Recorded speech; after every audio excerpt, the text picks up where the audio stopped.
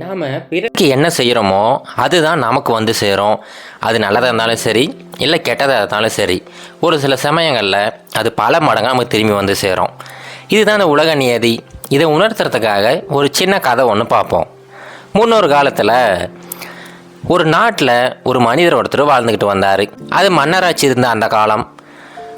அந்த மனிதரோட முக்கியமான வேலை என்னென்னு பார்த்தீங்கன்னா, அந்த பக்கம் ஓடிக்கிட்டு இருக்கிற ஆற்றுல இருந்து தினமும் தண்ணி எடுத்துக்கிட்டு போயிட்டு அங்கே இருக்கிற மக்களுக்கு சப்ளை பண்ணுவார். இப்போ இருக்கிற காலகட்டத்தில் தண்ணி லாரிலாம் வருது பார்த்தீங்களா, அந்த மாதிரி அவர் அப்போவே 2 பானை வச்சுருப்பார். 2 பானையுமே அவரை தோளில் கட்டிக்கிட்டு தினமும் தண்ணி சப்ளை பண்ணிக்கிட்டு இருப்பார். இது ஒவ்வொரு நாளும் செஞ்சுக்கிட்டே இருப்பார்.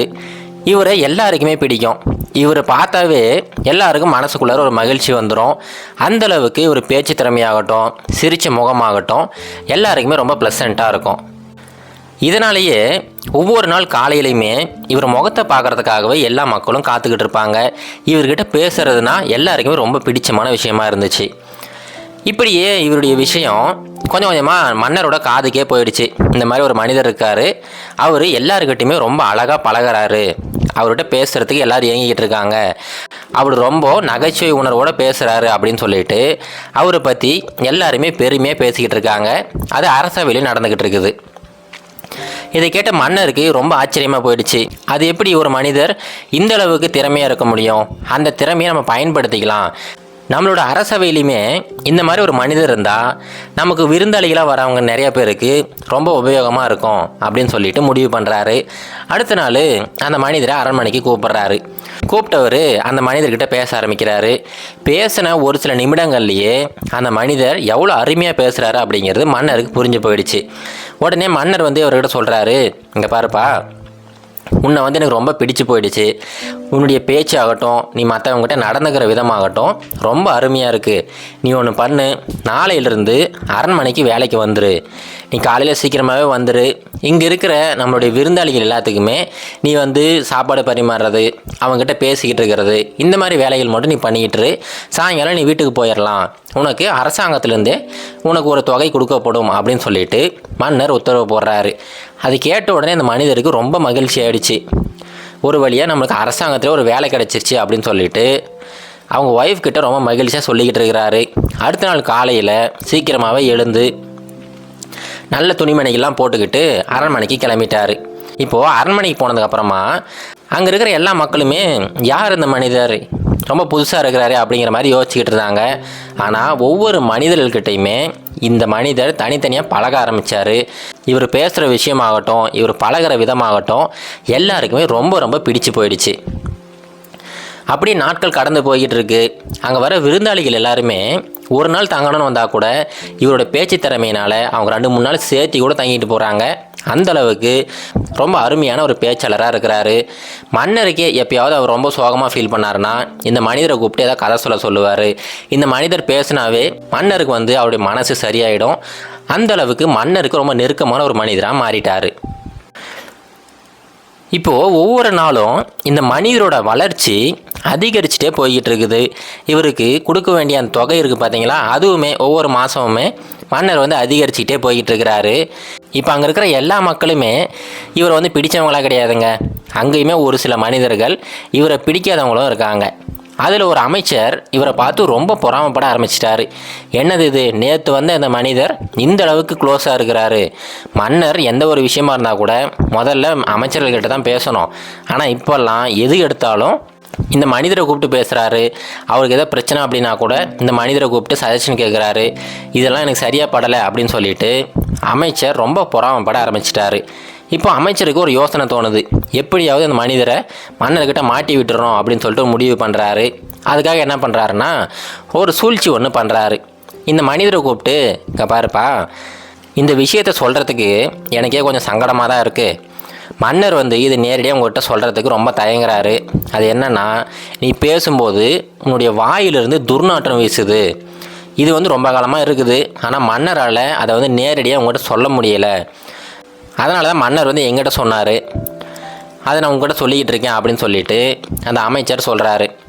இதை கேட்ட உடனே அந்த மனிதருக்கு என்ன பண்ணுறதுனே தெரியல. அப்போ இவ்வளோ நாள் மன்னர் நம்மளுடைய துர்நாற்றத்தை பொறுத்துக்கிட்டு இருந்திருக்கிறாரு, ரொம்ப சங்கடமாக இருந்திருக்குமே அப்படின்னு சொல்லிட்டு ரொம்ப கவலைப்பட ஆரம்பிச்சிட்டாரு. இப்போது இந்த அமைச்சர்கிட்டே ஐயா அதுக்கு என்ன பண்ணணும் அப்படின்னு சொல்லிட்டு அதுக்கான தீர்வை கேட்குறாரு. அதுக்கு அமைச்சர் சொல்கிறாரு, இங்கே பாருப்பா, இதுக்கு முக்கியமான ஒரு தீர்வு இருக்குது. நீ ஒன்று பண்ணு, நாளையிலேருந்து வரும்போது உன் முகத்தில் ஒரு முகமூடியை போட்டுக்கிட்டு வந்துரு. ஒரு சின்ன துணியை எடுத்து அதை கட் பண்ணி உன் முகத்தை மூடுற அளவுக்கு அப்படியே கட்டிக்கிட்டு வந்துரு. அப்படி கட்டிக்கிட்டு வந்தீங்கன்னா நீ பேசும்போது அந்த துர்நாற்றம் மன்னரை வந்து தாக்காது, மன்னருக்கும் ஒரு பிரச்சனையும் இருக்காது அப்படின்னு சொல்லிட்டு அந்த அமைச்சர் சஜஷனுமே சொல்கிறாரு. சரி, இந்த ஐடியாவும் நல்லா தான் இருக்குது அப்படின்னு சொல்லிட்டு அடுத்த நாள்லேருந்து அந்த மனிதர் அந்த மாஸ்க்கை போட்டுட்டு வர ஆரம்பிச்சிட்டாரு. அவர் திடீர்னு மாஸ்க் போட்ட உடனே எல்லாருக்குமே ரொம்ப குழப்பமாயிடுச்சு. என்னது இந்த மனிதர் மாஸ்க் போட்டுக்கிட்டே வந்துக்கிட்டு இருக்கிறாரு, என்ன காரணமாக இருக்கும் அப்படின்னு சொல்லிட்டு ஒவ்வொருத்தரும் யோசிக்க ஆரம்பிக்கிறாங்க. மன்னருக்கு ஒரு சில நாட்கள் எந்த சந்தேகமும் வரலை. சரி, ஒரு வேளை உடம்பு சரியில்லாமல் கூட இருக்கலாம், வேறு ஏதாவது காரணமாக இருக்கும் அப்படின்னு சொல்லிட்டு அவர் அமைதியாக இருக்கிறாரு. ஆனால் ஒரு சில வாரங்கள் கழித்து கூட இந்த மனிதர் தொடர்ந்து அந்த முகமூடியை போட்டுக்கிட்டே வந்துக்கிட்டே இருக்கிறாரு. இதை நேரடியாக கேட்குறதுக்குமே மன்னருக்கு சங்கடமாக இருக்குது. ஒரு வேளை நம்ம ஏதாவது கேட்டு அந்த மனிதர் ஏதாவது நினச்சிக்கிட்டாருன்னு என்ன பண்ணுறது அப்படின்னு சொல்லிட்டு யோசிக்கிறாரு. இப்போ அமைச்சரை கூப்பிட்டு என்ன விஷயம் அப்படின்னு சொல்லிட்டு விசாரிக்கிறாரு. இப்போ அமைச்சர் இதுதான் சந்தர்ப்பம் அப்படின்னு சொல்லிட்டு அவருடைய பிளானை எக்ஸிக்யூட் பண்ணுறாரு. மன்னர்கிட்ட என்ன சொல்கிறாருன்னா, மன்னா, நீங்கள் பேசும்போது உங்கள் வாயிலேருந்து துர்நாற்றம் வீசுதான். அந்த துர்நாற்றத்தை அந்த மனிதரால் தாங்கவே முடியலையாம். அதை பொறுத்துக்க முடியாமல் தான் அவர் தினமும் முகமூடி போட்டுக்கிட்டு வராரு அப்படின்னு சொல்லிட்டு மன்னர்கிட்ட அவரை பற்றி ரொம்ப தப்பாக சொல்ல ஆரம்பிச்சிட்டாரு. இப்போ மன்னருக்குமே இவர் சொன்னது உண்மையாக தான் இருக்கும் அப்படிங்கிற நம்பிக்கை வந்துடுச்சு. ஏன்னா இவ்வளோ நாள் அந்த முகமூடி போடாத வந்த நபர் திடீர்னு முகமூடி போட ஆரம்பிச்சிட்டாரு, என்ன காரணமாக இருக்கும் அப்படின்னு சொல்லிட்டு யோசிச்சுக்கிட்டு இருந்தவர் இந்த காரணம் கணக்கச்சிதமாக பொருந்த ஆரம்பிச்சிருச்சு. மன்னருக்கு ரொம்ப அவமானமாக போயிடுச்சு.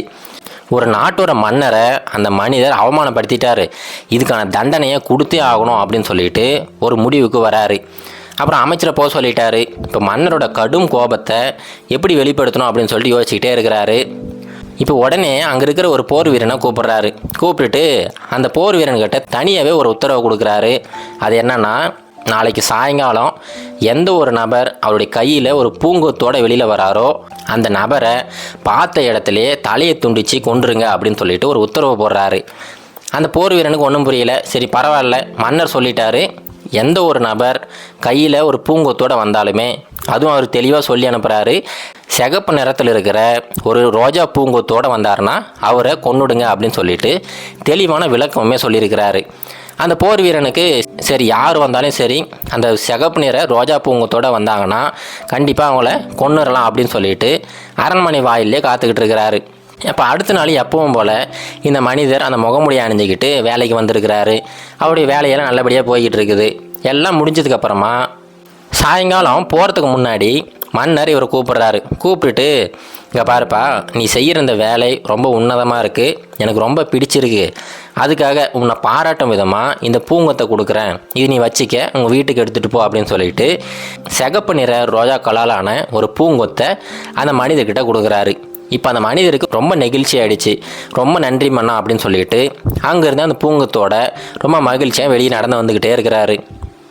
இப்போ வெளியே வந்துக்கிட்டே இருக்கும்போது அமைச்சர் இந்த மனிதரை பார்க்குறாரு. பார்த்தவர் வந்து இவரை வழிமறித்து என்னது இது, யார் கொடுத்தது அப்படின்னு சொல்லிட்டு விசாரிக்கிறாரு.